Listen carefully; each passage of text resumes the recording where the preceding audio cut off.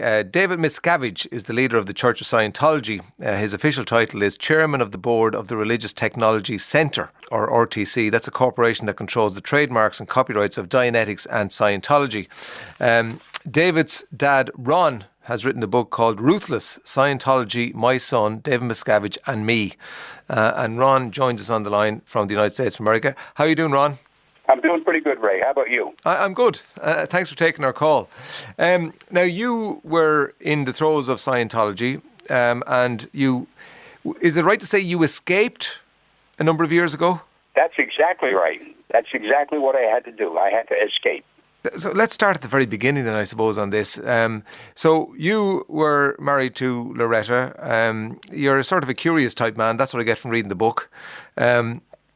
And you overheard a conversation Mike Hess was having about Scientology and aspirin. So take it from there, I suppose. Yeah, that's exactly what happened. We were at what's called an opportunity meeting. I was involved in a multi-level marketing scheme in those days called Holiday Magic. And I was talking to a gentleman, and to his right, talking to a person next to me, was Mike Hess, and he happened to say, "I'm a Scientologist." And I stopped talking to the person I was talking to, and I says, "Excuse me, what is that? What is a Scientologist?" For some reason, Ray, the name rang a bell, and the word just hit me, and I don't know why, but I must have pinned him down for about 30 minutes and made him tell me about this thing called Scientology. And I had immediate interest in it. And one of the things he said was that there are things that you can do to alleviate pain. As a matter of fact, if you become a Scientologist, you never have to take another aspirin. Right. And I said, "What do you mean by that?" And he gave me this little exercise to do if you had a headache, which I didn't have one at the time. But then maybe about a week later, I was driving on one of the major highways in New Jersey, and I noticed that I had a headache. And I thought, "Hey, I'm going to try this." I tried it, and almost instantaneously my headache went away, and I thought, I've got to check this out. And that was my first thought about Scientology, that this is something that has some type of workable technology, and I've got to find out about it. So you looked in the mirror. The idea is that you look in the mirror and you give your headache to your reflection. What you do if you had a headache is look at yourself in the mirror and give the headache to the person in the mirror. Now, he said also, if you're not convenient to have a mirror, like maybe you're out someplace or driving, which I was, make a mental image picture of yourself looking at yourself in a mirror and give the headache to the person in the mirror. I did exactly that, and I am telling you, I know most people won't even believe this, but my headache went away in an instant. It could have been a coincidence, of course. Well, it could have been anything, but it did happen. It could have been the power of positive thinking. That's a legitimate thing. But whatever it was, it went away, and that was the end of it. And that piqued my interest, I'll be honest with you. Yeah, and I suppose it got you hooked in a way as well. So yourself and Loretta's marriage was a sort of volatile enough marriage. And did you see some sort of solace in Scientology? Did you see maybe some sort of counselling there? When I actually got in Scientology proper, which is about 10 years into our marriage, that the volatility that we had and the stuff that used to go on, we would get in fights, and I don't make any excuses for it. I regret it, but you live and you learn and you try to make yourself better. But the moment we got into Scientology, I found out that I had a thing called a case, which is your own mental image pictures of things that you try to handle when you get in Scientology. And once I realized that the volatility that I had really wasn't me, but it was leftovers from me growing up, and my inability to confront that, I would dramatize it. So that was the end of the volatility. We still argued, but we never got into any physical confrontations after that. David was born in 1960, a twin, a very bright child, according to your book, but suffered from asthma. And then you introduced him. You thought if it had worked for your headache, it might work for David's asthma. So you introduced him to Frank Ogle. His asthmatic attacks was the bane of his existence. I mean, he had it from a little baby on up, and I was the one who would take him to the doctor to get him shots of adrenaline that would calm it down, and he'd come out of it. But I knew that wasn't too good for a little kid to get these continual shots of adrenaline. So I was always on the lookout for anything that would help him. There was a guy by the name of Frank Ogle that you just mentioned, who was a Scientologist, and he also was in New Jersey. And I went down to see him one day, and I said, "Listen, Frank, might you be able to help David with some auditing?" Now, auditing is another word for counseling, but that's what they call it in Scientology. And there are specific rules that you adhere to and specific techniques that you use to handle stuff like that. I took David out of school one day, took him down to Frank Ogle. He went in with Frank, and 45 minutes later walked out bright, cheery. I said, "Hey, how's it going?" He says, "I'm handled. My asthma's gone." And we thought it was handled. It was actually mitigated, and he never had a severe attack again. But at that moment, I think that was his epiphany, and it was right then, that I think he decided, I'm going to do something with this in my life. Yeah. And for me, it made me think, well, if this can do this for him, I've got to get into this and find out more about it for my whole family. And that was the start of it. Yeah, with what has transpired over the years and how David has turned out, do you sort of regret ever introducing him to Frank Ogle when he was 9? No. And I'll tell you why. Look, you live life, and you make decisions based on things that are in front of you at that time. And what could I say? I mean, I can't say, okay, I regret this, I regret my life, because there's no point in it. What you do is move forward and make the best of things as you're living. But at that time, I thought it was the right thing to do, and it did handle him for that moment. And David was a great little kid. I really got along with him well. He was an affectionate little kid. He was smart, like a little firecracker, and he just, I enjoyed his company. And he evolved into something other than that, totally. At this stage, will you just remind people about Scientology? How do you sell it to people? How, if you meet somebody who's landed from a different planet, excuse the pun, and you're introducing them to Scientology, how do you give them the pitch? The various philosophical tenets that are available in Scientology and the organization that runs it and the way they operate today are two distinctly different things. When I got in Scientology, at that point of entrance, you do learn things that can help you in life, like improved communication, improved personal relationships, how to conduct your life in a more successful manner, and it is worth doing. The further in you get, you're going to find that there are promises made that can't be delivered and have not been delivered.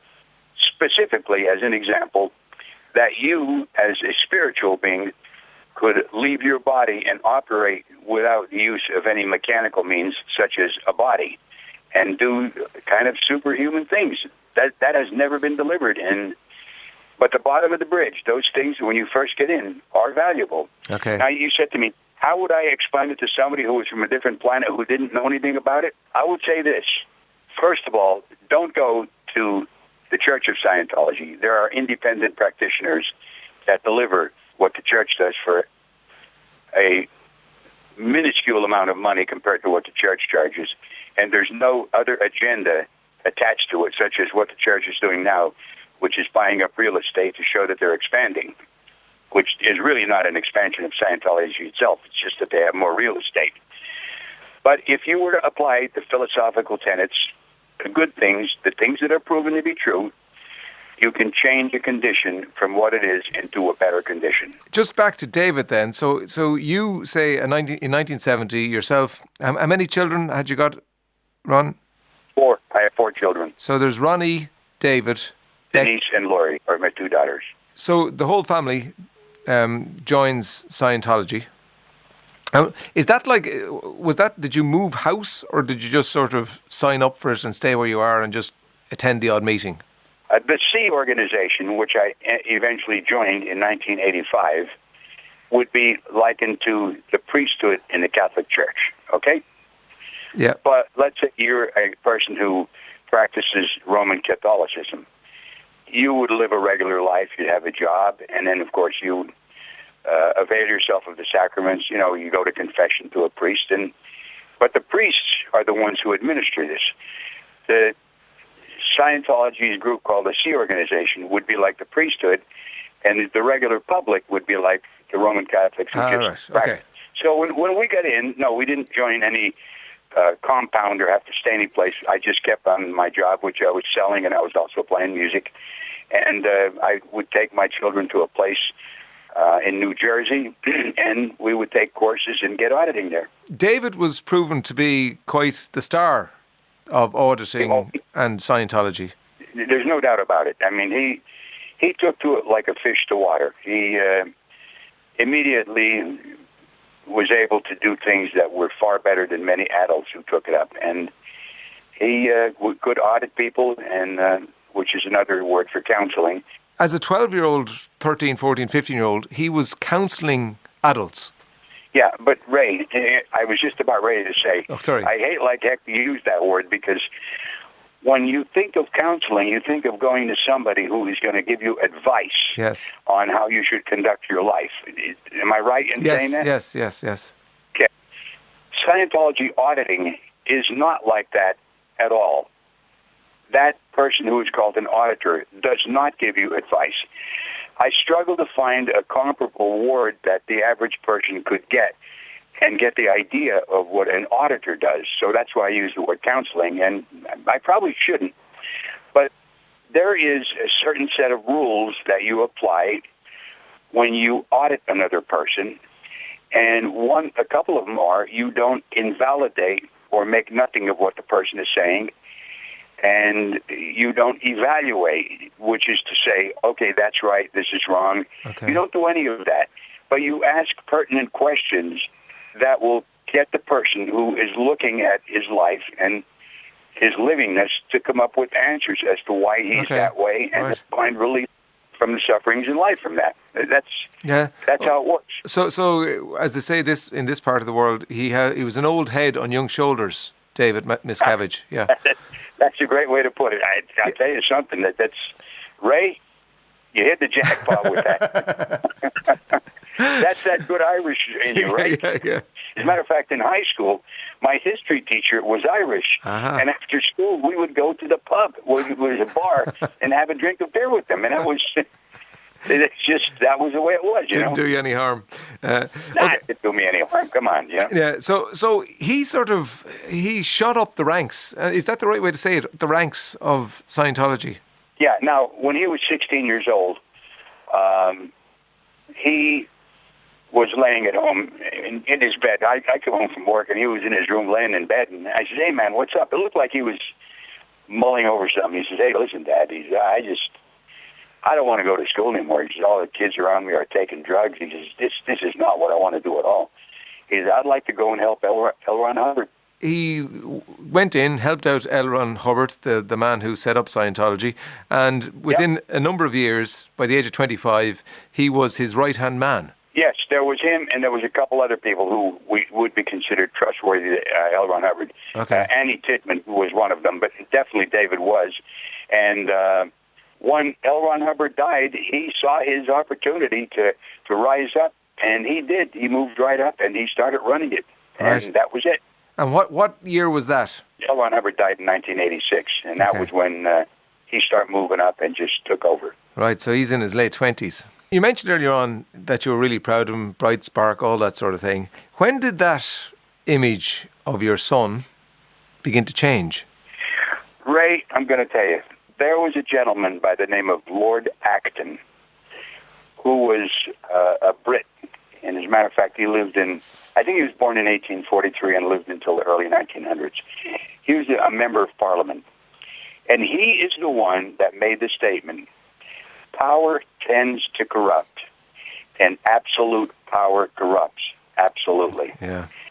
I think this is what happened to David, that he got a taste of power, and in my book, in my observation of life, that acquisition of power and riding that wave into taking a drug. And you get hooked on it, and you don't want to let go of that. And I think that's what happened to him. As a matter of fact, that is my positive certainty that is what happened to him. Of course, that's my opinion, but I think I am in a damn good position to give that opinion. Okay. In the introduction, I referred to his title as chairman of the board of the Religious Technology Centre. And then I said it's a corporation that controls the trademarks and copyrights of Dianetics and Scientology. So can you give our listeners an idea of the extent of this corporation, the amount of money involved, the amount of people involved? As far as his title is concerned, as chairman of the board, he is the absolute ultimate ruler of all of Scientology, whether it's the Religious Technology Center, whether it's the International Association of Scientologists. There's no named leader of that, but he has the power to do whatever he wants, and everyone listens to him. It's just, you don't go in his face. If he says something, that's the law. Yeah. Now, from what I read, and these are reliable sources, because obviously I don't have privy to their bank accounts, but people who have written on us and investigated it claim that the church have over $3 billion at their disposal. That's a lot of power. That's a lot of juice. Have you watched Going Clear, the documentary? Absolutely. And I know all those guys, and they're all telling the truth. Not one of them is lying, although the church would like to have you that they're all liars. They paint a very poor picture of your son. Well, if they were there, and they were, and they've observed him doing things, I do not doubt them at all.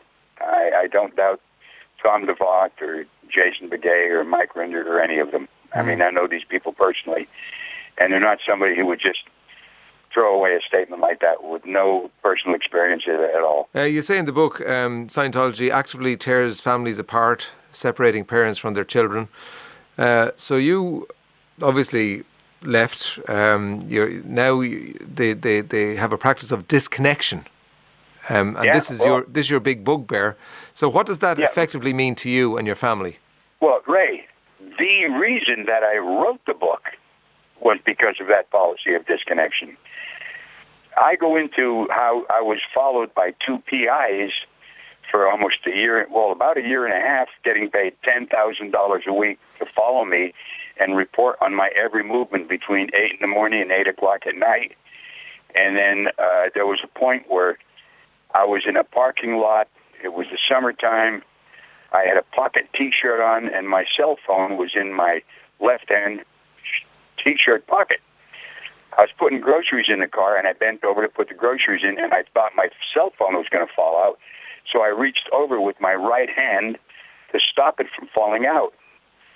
The private investigators saw this, and they called in to their contact, and they said, look, we think the target, and they referred to me as a target. And by the way, Ray, when these guys were arrested, they had a multiple amount of handguns. They had an 18-millimeter rifle, a 22 caliber rifle fitted up with a silencer and 1,000 rounds of ammunition. Right. And they used to refer to me as a target. They said, look, we think the target's having a heart attack. So their contact says, hang on a second. So a couple minutes later, a person came on the phone, identified himself as David Miscavige. Your son. Said to them, your son, yeah. Yep, David Miscavige, my son. And he said to them, listen, if it's his time to die, let him die. Don't intervene. Don't do anything. Now, even with that happening, I wasn't going to write a book or do anything. All I wanted to do was call him and say, listen, lay off these guys following me, and I want to talk to my daughters. That never happened. So in October of 2014, I went down to see my daughters down in Florida, and went to see Lori, and there was no answer. And I went to see Denise, and her husband came to the door. And I'm telling him, listen, I want to talk to Denise. And he says, well, if she's not here, you got to handle this with the church. And I said, Jerry, for God's sake, this is not going to be handled by the church. After about 20 minutes, he says, well, what does this mean? Are you through with us? And he said, Ron, Denise and I are through with you and Becky forever. Ray, it was at that point that I decided to write the book, to expose this policy of disconnection, because I'm going to tell you something.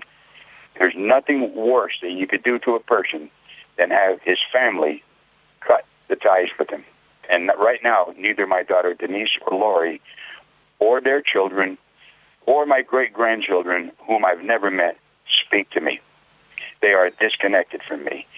That is the reason I wrote the book. And I want that exposed to enough people where somehow something can be done about it. And truthfully, I would like to see it totally banned. Can you tell me, Ron, what sort of pressure do you feel that your two daughters are under to the point that they're going to disown you, their dad? Well, I can tell you this. They're being leveraged because if I were to stand in front of them, neither of them could say that to me. On my 70th birthday, my daughters and David chipped in and bought me a car.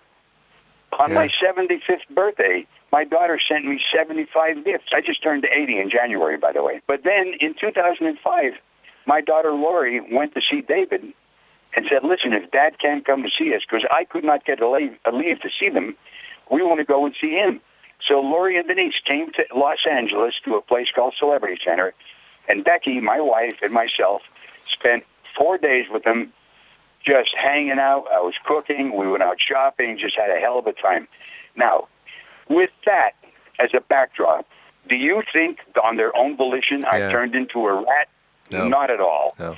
They're leveraged into this, and I'll tell you, if they were to talk to me, their children would be forced to disconnect from them. My one daughter has a girl in the Sea organization. She would never speak to Denise again. I've watched videos of David, and they show them on Going Clear. I've watched them as well, where he, what is it, an annual conference or something where the great and the good of the Scientology organization are gathered, and he addresses them from his pulpit. It has echoes of a sort of a Nazi rally. Well, I'll tell you this. I won't say anything like that because I don't think it's up to me to say anything like that. But if any other person wants to think it, what am I going to say? I can tell you this. He is a very charismatic speaker. And there are people within the church, members and staff members who have been with it a long time. But I'm going to tell you right now, there's not many new people walking through those doors with everything that's been happening.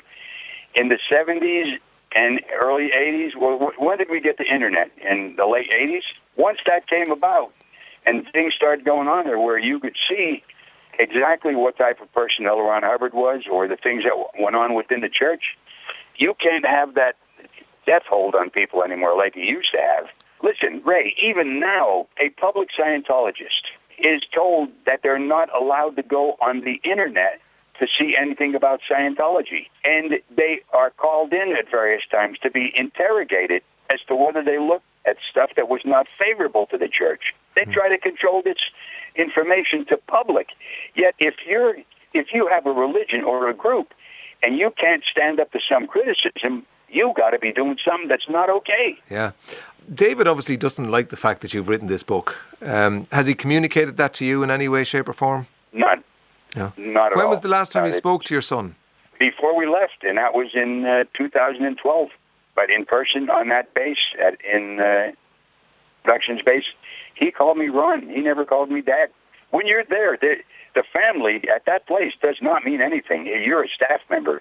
First and foremost, that's what you are. You got to get the book and read it, not just because I want to sell you a book, but I want you to get enlightened on what can happen in the year 2016 in the United States of America, okay? It's frightening. Or to that in any place, okay? Yeah. But no, there's been no communication from him at all, Ray.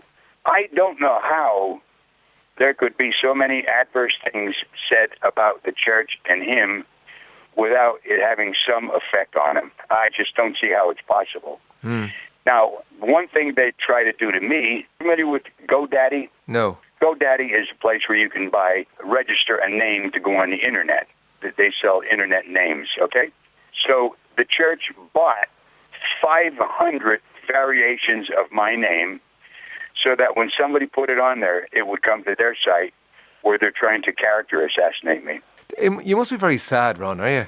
It's terrible to me. I'll tell you something. I don't wish anybody any bad luck or harm or anything. I just want to see this get reformed. For God's sake, man, this is no way to treat anybody. I mean, even if they're your enemy, you would try to reform it or come to some type of resolution. Look at communication. In Scientology, communication is called the universal solvent. And by communicating with somebody with some particular thing, you can resolve anything. Yet, how do they handle somebody who leaves and is critical of them? They cut all communication with them. It's a very strong image when you see your son up on that podium alongside Tom Cruise. It's Oh yeah. You know, people are taken in by that because here you have the man, one of the best known actors in the world, you know, he seems to have everything going for him, and he's a member of Scientology. So it's a very potent image, isn't it? Oh, well, I'll tell you something. This was thought up by L. Ron Hubbard many years ago, probably in the 60s, and they started a place called the Celebrity Center in Los Angeles. And the whole idea of Celebrity Center was to get people who in their industry were very famous, such as actors, maybe people in the fashion industry, people in some type of business that were well noted. And the whole idea of it was if these people became a Scientologist, people look up to famous actors as opinion leaders. So they would think, well, oh, if Tom Cruise is doing this, I've got to check it out. So that was the whole idea about getting, you know, people like Tom Cruise or John Travolta or anybody like that into Scientology so they could act as a lure to get other people into it. And you're right, it is a strong image. And what do you think attracts John Travolta and Tom Cruise to Scientology? Well, I think when they first got in, and it was the same thing with me, you do find workable technology that you can use in your life, and it'll help you in anything. But as I said earlier, there are individuals who do this. There's independent people who are delivering those philosophical tenets without necessarily going into the corporation called the Church of Scientology. And it's just at a very small fraction of the price that you'd pay, and without any of the agendas like disconnection or any of that stuff that, as far as I'm concerned, is the worst thing you can do to a person. A few final questions for you, Ron. Do you think David's a sociopath? If you read the book, you read the book, didn't you, Ray? I did, yeah. Yes, okay. I give various traits, and I let it up to the individual to make up their mind on that. Would you call Scientology a religion or a cult? I would call it a cult. People go into a religion to find some relief for some sufferings in life. And once you start getting in too deep, you're going to be pressured to give money to buy these buildings, to donate to this, to donate to that. Control is going to be taken over your life. This is the final question then, Ron, and thanks for your time. Do you reckon our conversation has been monitored? I don't know, but truthfully, I would not doubt it. Okay. I would not doubt it. Right. But they're going to hear the podcast anyway. And listen, people ask me, do you think you're still being followed? Yes. The only thing is I think these guys who are following me are smarter because we've caught all the other ones when they were following me. Ruthless Scientology, My Son David Miscavige and Me is a brilliant read from Ron Miscavige. Ron, thanks for taking our call. Ray, thank you very much for having me, and I enjoyed it. I appreciate you having me on, Ray. The Ray